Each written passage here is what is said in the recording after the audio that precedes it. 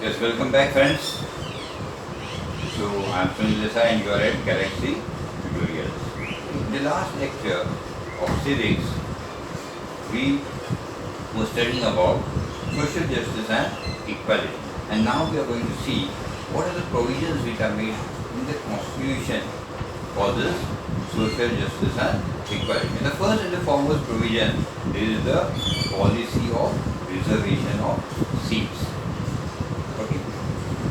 Policy of reservation of seats is meant for those sections of society who have been deprived of the opportunities for education and employment for a long time. Certain sections of the society, like the scheduled caste and the scheduled tribes, were deprived of the opportunity of education. So, a special education and employment. So, special reserved seats are kept for them in the education institutions as well as in government services. Okay. There are also certain provisions made, certain seats reserved for the other backward classes or the OBCs. And this provision has been given by the Constitution. Second, the Constitution has also, in the Constitution you find this Scheduled Caste and Tribes Prevention of Atrocities Act. This is an important act for establishing social justice and equality. This act prevents any injustice against the people belonging to the scheduled caste and scheduled tribe. You can't do any atrocity or any injustice on a person belonging to the scheduled caste or scheduled tribe just because he belongs to that particular caste or tribe. If someone is found guilty, committing such an atrocity, he is liable for punishment. Then there are provisions for minorities. Minorities is a group of people who are less than the majority in terms of religion, in terms of language, linguistic minority or religious minority. Then racial minority. So Indian Constitution has made several provisions for the protection of minorities. The government has adopted several policies for minorities to provide them the opportunities for education and employment. The Indian Constitution prohibits discrimination on the basis of caste, religion, race, language and region. This is a very comprehensive provision for minorities which fundamentally protects the right to equality, right to freedom, right against exploitation and cultural and educational rights. They can celebrate their cultural activities anywhere in India. They have educational rights. They can start up an education institution where they can give special reservations, they can give special reservations for that their minority section from which they belong. Then the Constitution has also provided laws relating to women and provisions has been made for their representation. See, the post-independence period, efforts were made for empowering women. Why? Because women form half of the population, nearly half of the population. But the representation of women in public life was very less. So taking into consideration the problems of women, several policies have been adopted at national and international level to remove first illiteracy among women, because that is the most biggest problem of society. If the woman is illiterate, she won't be able to teach the children of a house, right? The children. So the first thing was to remove illiteracy among women and to make available opportunities for their development. The right to have an equal share. Other laws regarding women, I tell you, today women have equal share in their husband and father's properties. Second, there is a Dowry Prohibition Act. You can't claim dowry from women during marriage. Act against sexual harassment. So you can't harass sexually any women in office or at home or any other public place, any place. Okay? Then there is the Domestic Violence Prohibition Act. That means even inside their home, the women should live their life with dignity. Okay? So there has been a prohibition for domestic violence. Okay? Previously, these provisions were not there. Therefore, women had to suffer a lot. But today, these women have been empowered with so many provisions. So, they can live a life as equal to a male. Okay? So, in this favorable environment for protection, now this has made a favorable environment for protection of freedom of women and securing their development. See, in a country from the very beginning, women had very less representation in politics or political institutions. You see very less political women leaders, very less political leaders who are women. Okay? So many countries in the world have made efforts to increase the representation of women. So India is doing the same thing. The 73rd and the 74th amendment has reserved 33% of the seats for women in local self-government. Local self-government means the municipality, the Jilla Parishad, the Gram Panchayat. Okay? In certain states like Maharashtra, this reservation has gone up to 50%. It's not up to 33%, it has gone up to 50%. Now below has been given a chart in which they have shown the representation of women in the Lok Sabha. Okay. So now you read the chart and answer the following questions. In which election year the number of women MPs is minimum? Page number 72. Okay. I hope you have opened your TOEIC textbook. If not, please open it. Open page number 72 of your textbook. Okay. In which election year the number of women MPs is minimum? And the answer is the year 1977, where the number of women MPs was just 19. And this was a meager 3.51%. Then the second question. In which election year the number of women MPs is maximum? And the answer is 2014. In this election year, the number of women MPs rose up to 66, and that is 12.15%, which is still a far cry from the 33% allocated to women in the local self-government. So now you can make a pie chart or a bar chart, okay, with the help of this information. If you have any difficulty in preparing this pie chart or bar chart, please WhatsApp me. I'll help you in it. Okay?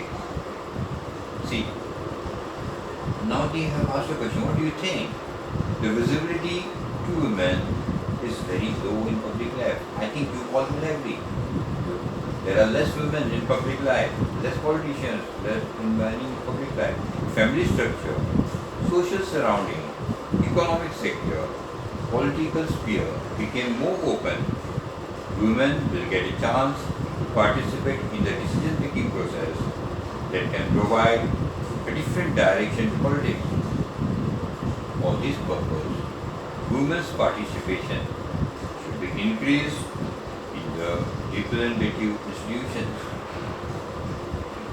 Now, let us come to the third area, which is very important in democracy, okay, and which helps to uphold the working of the constitution, and that is the role of judiciary. Now let us see what role does the judiciary play in the working of the constitution.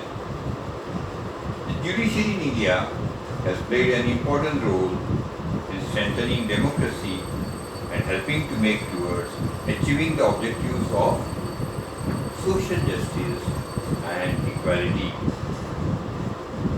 While interpreting the provisions of the Constitution, the judiciary has always taken into consideration the fundamental objectives of the Constitution and also the intentions of the Constitution makers. Judiciary always takes into consideration the objectives of the Constitution as well as what were the intentions when the makers of the Constitution prepared this Constitution, what were the intentions, okay? And with that, what we are going to try and understand the contribution of the judiciary in this regard, okay? And for this, we have to go to this point. First point, the basic framework of the Constitution. The Constitution is dynamic, is a living document. It is a living document. It is not a stagnant one. It is a living document. The Constitution has to change according to changing conditions. The conditions of 1950 and the conditions of 2020 are different. So the Constitution has to change. And the Parliament has the power to make these changes. Okay? So Parliament can make changes in the Constitution. It has been written in the Constitution. The Parliament can make changes. The judiciary has accepted this power of the Parliament to make changes in the Constitution. But at the same time specify the limitations on this power. Okay. The judiciary is accepted. Yes, the Parliament can change the Constitution, but it has certain limitations. The judiciary has taken a stand that the Parliament, while amending the Constitution, cannot alter the basic structure of the Constitution.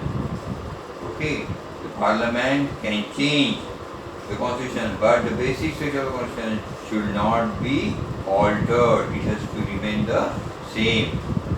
Now, the basic structure of the Constitution generally includes following provisions. Now, let us see what are the provisions. What is the basic structure of the Constitution, which should not be altered. First one is Republican and democratic form of government. So that should not be changed.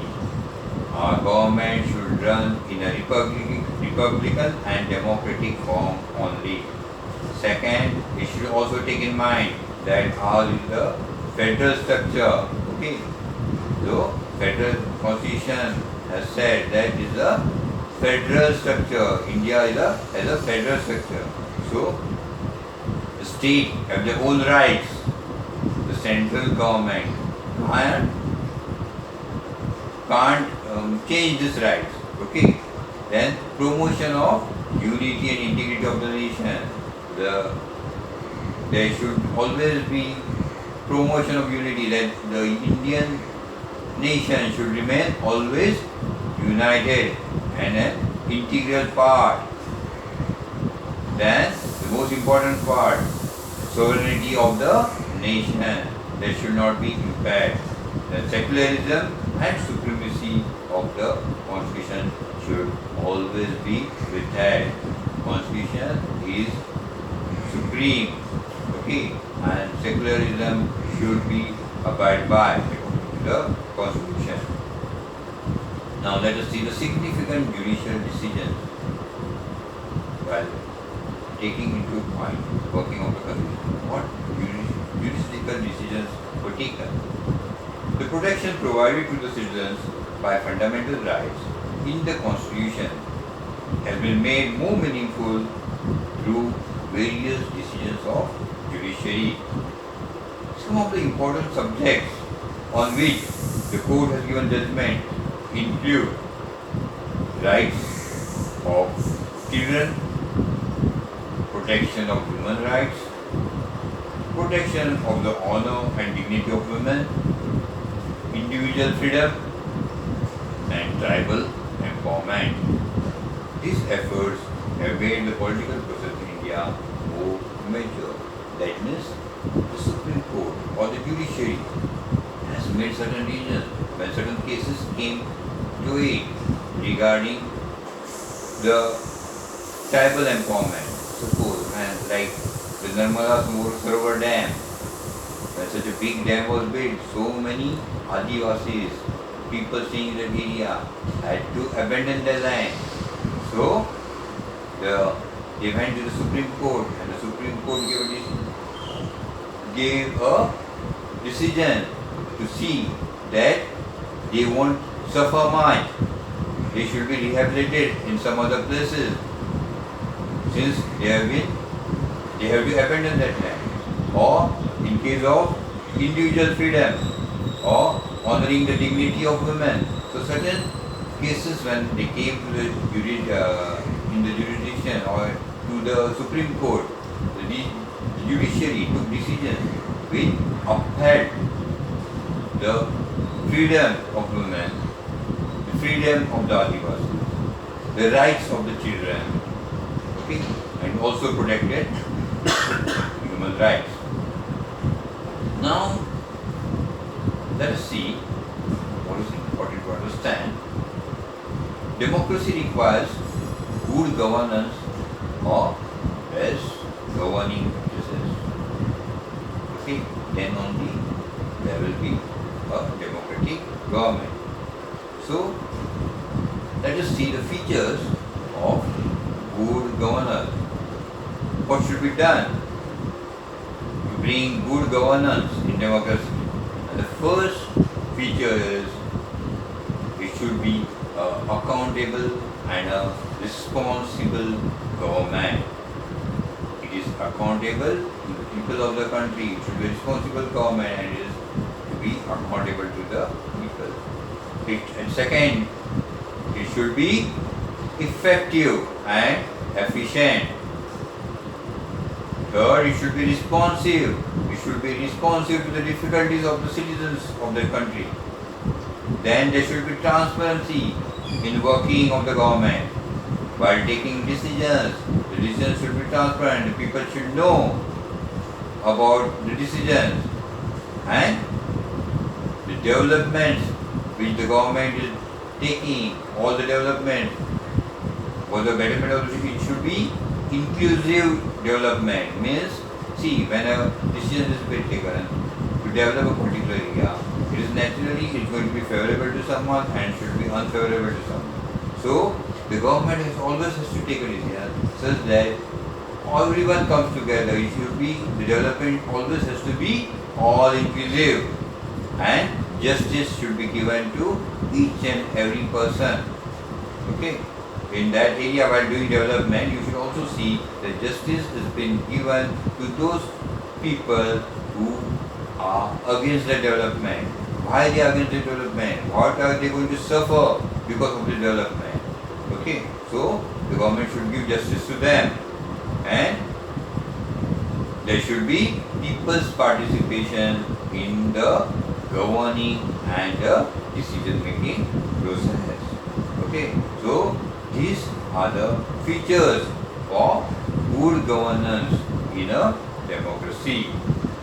So, in this chapter, what we did, we took a review of the constitution and the working of the government on the basis of this constitution in the context of democracy. See, there are many challenges before India's democracy.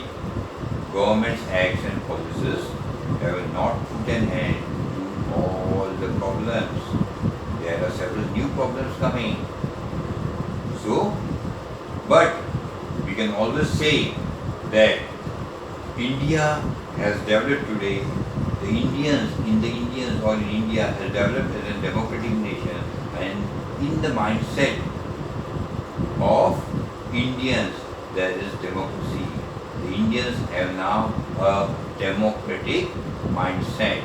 And with this, we finish our lecture, but not before reminding you that social science is a subject which has to be memorized. And for memorizing this subject, you need to have Galaxy Tutorials study pack, because in this study pack you will have not only the textual questions, but there are so many other questions which will help you in memorizing the details of this each and every chapter, and this will help you to get good marks in your. So those who have not yet registered, please come forward, get yourself registered, okay, and get your study pack and start studying. Thank you.